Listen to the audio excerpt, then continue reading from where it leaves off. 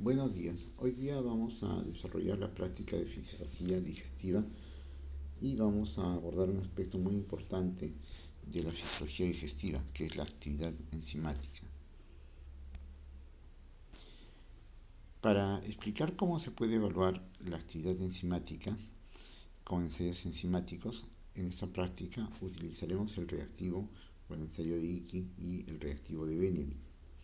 También así evaluaremos o definiremos la acción catalizadora, la actividad hidrolítica de la amilasa sobre un sustrato utilizando controles positivos y controles negativos.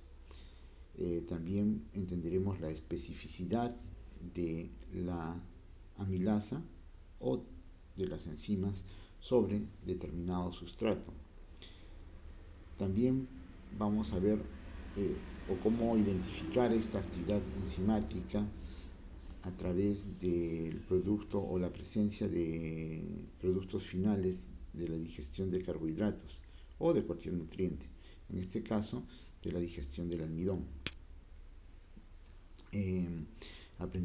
Aprenderemos a desarrollar pruebas químicas apropiadas, ¿no? Utilizando sustratos y evaluando productos finales mediante estos reactivos, para lo cual también analizaremos no solamente la presencia del sustrato y de los productos finales, sino también los medios de dilución y variables tan importantes como la concentración, el pH, la temperatura, el tiempo, etc. Los controles son muy importantes, los controles, sobre todo cuando evaluamos la actividad de una enzima. Esta enzima, que es una enzima hidrolítica, es decir, va a fragmentar un polisacárido en un disacárido, va a introducir moléculas de agua, o sea, va a romper esta molécula grande en moléculas pequeñas por la introducción de moléculas de agua, ¿no? Va a poder ser evaluada, pero los resultados también pueden deberse a una falla en la técnica o una metodología. Entonces, para ello tenemos que tener algunos controles, tanto controles positivos y como controles negativos. Los controles negativos también son muy necesarios, porque ello va a validar nuestros resultados cuando estos sean positivos, descartando la presencia de algún contaminante, sobre todo con los reactivos.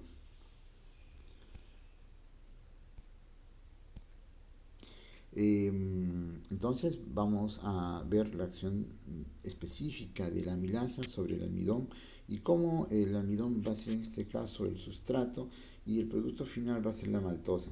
Pero todo ello va a requerir un medio de dilución y un medio de dilución fisiológico y también utilizado en el laboratorio es el agua. El reactivo de Icky y el de Benedict, o el análisis de Icky y de Benedict, nos va a permitir identificar la presencia del sustrato, en el caso del reactivo de Icky, y pues, la presencia de los productos finales con el reactivo de Benedict. Eh, Estos reactivos van a experimentar, o la solución con estos reactivos van a experimentar un cambio de coloración. De un color inicial, en el caso del reactivo de Icky va a tornarse a un color negro o oscuro, ¿no? Cuando se identifique la presencia de almidón, luego de una reacción química dada en un tiempo determinado a condiciones de temperatura y pH adecuados en presencia del sustrato, de la enzima, ¿no? Se va a poder identificar la actividad de la enzima, la disminución o de la concentración del sustrato mediante un cambio o mediante una coloración que no se torne oscura, mientras que la presencia de un color oscuro o negro nos va a indicar aún la presencia del sustrato.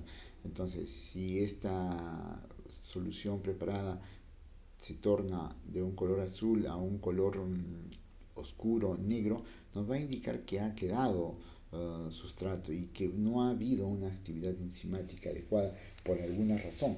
Entonces, para esto tenemos que comparar con el resto de soluciones preparadas y analizar cuál es la variable que la hace diferente, ¿no? Que se ha manipulado de forma distinta para determinar cuál es la posible causa. Eh, con el reactivo de Benedict va a ser lo contrario, no nos va a permitir identificar el sustrato, sino más bien el producto final. De un color azul va a virar a un color naranja o rojo, pasando por un color verde en presencia de los productos finales, en este caso de la maltosa, ¿no? Un azúcar reductor, ¿no? También cuando se hayan cumplido condiciones esenciales, como las que hemos mencionado, de pH, temperatura, tiempo, concentración, presencia de las concentraciones adecuadas tanto del sustrato, de la enzima, ¿no? Etcétera. Para dar inicio a la práctica vamos a continuar y vamos a necesitar un equipamiento básico.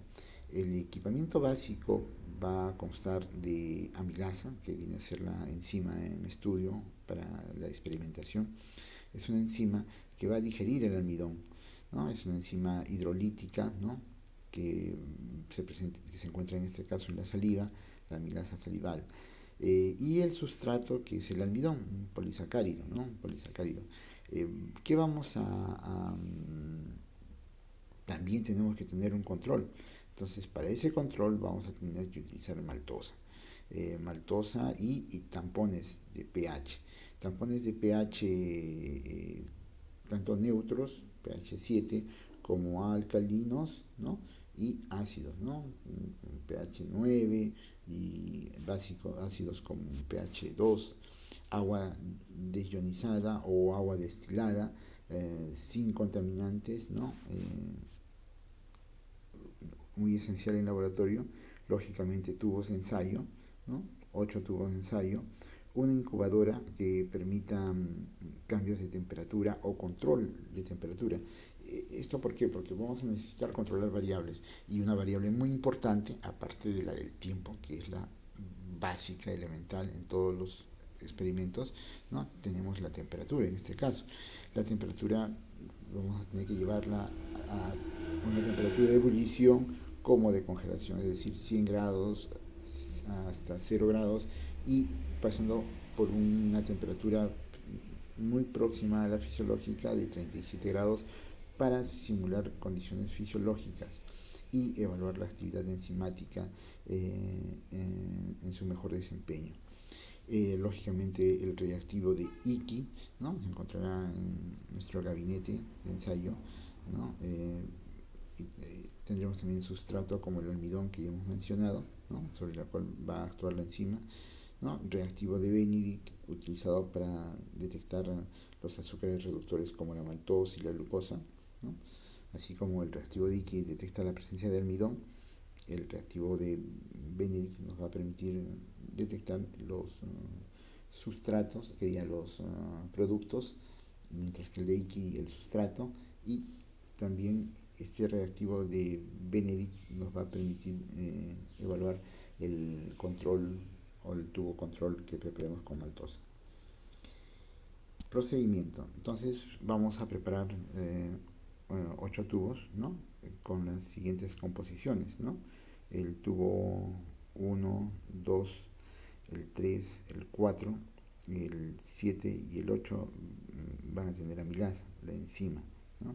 Mientras que los tubos 5 y 6 no van a tener o no van a contener la presencia de la enzima. El almidón va a estar, lo vamos a colocar en los tubos 1, en el tubo 2, en el tubo 3, ¿no? En el tubo 5, en el tubo 7 y en el tubo 8. En el tubo 6, en vez de almidón, vamos a colocar maltosa, y en el tubo 4, en vez de almidón, vamos a colocar agua destilada. Eh, Como ven, también en el tubo 5 y 6, que no se colocó al inicio amilasa, se colocó o se preparó agua destilada, se colocó agua destilada. ¿Por qué razón se reemplaza la amilasa y el almidón por agua destilada? La razón es para mantener una concentración uniforme del resto de sustancias, es decir, variables, ¿no? Que van a determinar una variable, ¿no?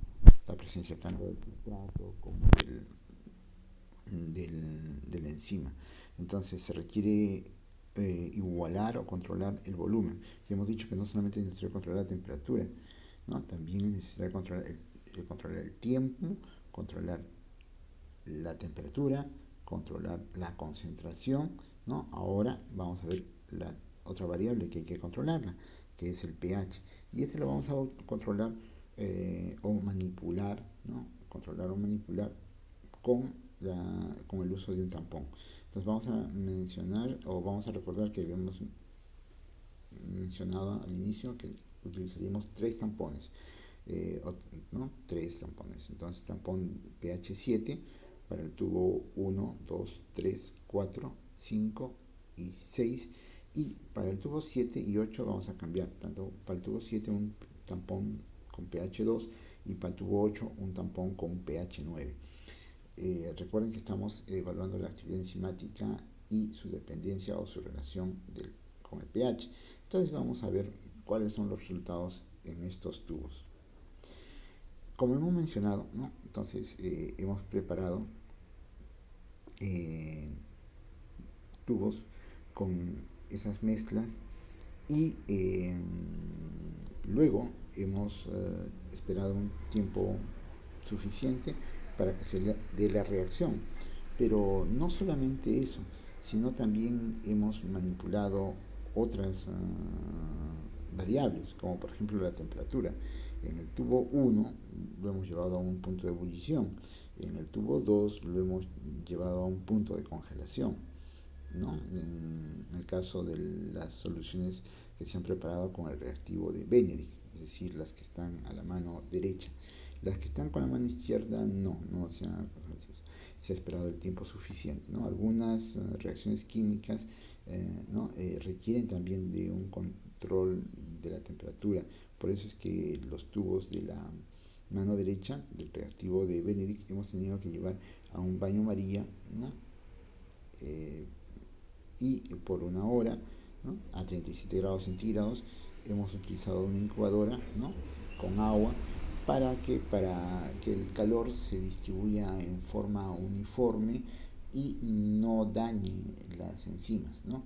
Así como hemos manipulado con temperaturas extremas en el tubo 1 y 2, en el resto de tubos hemos querido que el calor no dañe las enzimas y el calor se distribuya en forma uniforme, pero sí permita una distribución uniforme de las moléculas, una reacción uniforme de la reacción entre el sustrato y la enzima, transfiriendo o controlando la energía cinética por medio de la temperatura, tanto para el sustrato como para el resto de moléculas, ¿no? Recordemos que la distribución o difusión de todas las moléculas en parte depende también no solamente de la masa, sino también de la energía cinética, ¿no? De la energía cinética que va a determinar la velocidad con la cual se van a distribuir estas moléculas, y muy importante es la temperatura. Entonces, no solamente para desnaturalizarla, como vamos a ver en algunos casos que hemos lo hecho al propósito, sino también para que el resto de variables como la energía cinética de las moléculas sea uniforme, hemos tenido que controlar la temperatura. Listo. Los resultados. Los resultados que vemos los tenemos acá. Y estos son los resultados que vamos a discutir en el foro. En el foro les vamos a pedir que ustedes discuten, analicen los resultados, lleguen a conclusiones. Y finalmente veremos que estas conclusiones no son útiles solamente para entender la fisiología digestiva, sino también nos va a permitir entender la actividad enzimática a nivel intracelular. Eh, Esta actividad enzimática no solamente la vamos a ver en las enzimas digestivas a nivel de la o con participación de la amilasa salival, sino de todas las enzimas. Y vamos a ver cómo la actividad enzimática de todas las enzimas en el cuerpo se pueden alterar por variaciones en su concentración, en el pH, en la temperatura. Y esto nos puede ocasionar problemas de metabolismo de sustancias endógenas como de fármacos, es decir, el clearance o eliminación de fármacos. Lógicamente no estamos en farmacología, no estamos, ¿no?, en otro curso, pero la comprensión de la actividad enzimática y su dependencia de las variables es muy importante. ¿Por qué? Porque nos va a permitir entender el comportamiento del resto de enzimas. Los espero en la práctica, en el foro. Gracias, muy amable.